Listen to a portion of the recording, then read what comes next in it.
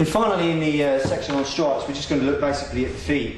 Now, I don't advocate kicking in the street. The only time I would use the feet really is to finish the situation if the guy's already on the floor.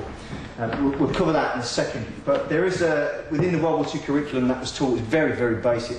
They taught the chin jam, they taught the edge of hand blow, they taught the thunderclap from behind. The tiger claw was addressed, but really they used, other than that, hefty boots, World War II commando style boots, and they would use the outside edge of the boot or the inside edge of the boot. So what they would employ is these kind of shin kicks here and these kind of destructive kicks to the side of the knees. Okay, I mean, they're all equally valid.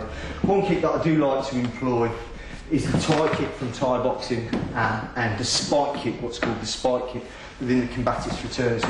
The only people I've seen teach it are Kelly McCann, who teaches the spike kick in his curriculum, and also Charlie Nelson. Charlie Nelson used to use the spike kick a lot. Basically, if you look at traditional martial arts method of kicking, let's say a front kick, understand we're never going to kick any higher than the groin. In most cases we're going to kick the thighs, shins and knees, or feet and insteps. And really we're only going to employ kicks if we're already holding on. We're often stomp, because then I don't have to worry about balance. It takes that out of the equation. But the spike kick is valid because I've used it lots and lots of times successfully, so I like it.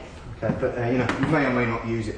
Basically, if you look at a normal front kick to the groin, you might use the instep, or if you get somebody that stood front on like this kind of posture in his body language and very wide open, then the spike kick is the ideal.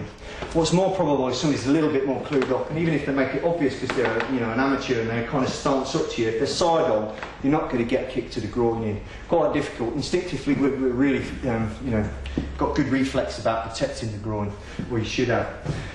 Even if you walked about all day with this big buster go-now thing on, wheelbarrow for your testicles kind of thing, and, you're still going to be apprehensive about catching a shot there. Now, if he's frontal onto me, that's great. If he's side onto me, or he's got some sort of guard or anything else, then this trajectory or line of attack is not going to get through.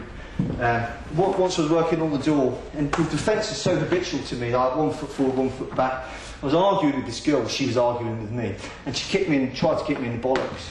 And to be fair, the kick was very accurate, very quick, and I didn't see it coming. And if she'd have landed it, she'd have fucking dropped me, simple as that, if I'd have been stupid enough to stand there like that. As it turns out, it's just because I had this bladed body away, the trajectory of her leg went here and here, so her foot just scooted off on my thighs harmlessly. Next day I had big black bruises here, but she didn't get me bollocks, which was great. But it taught me a lesson, make this kind of position habitual. Don't stand there like this. This is why we blade the body away.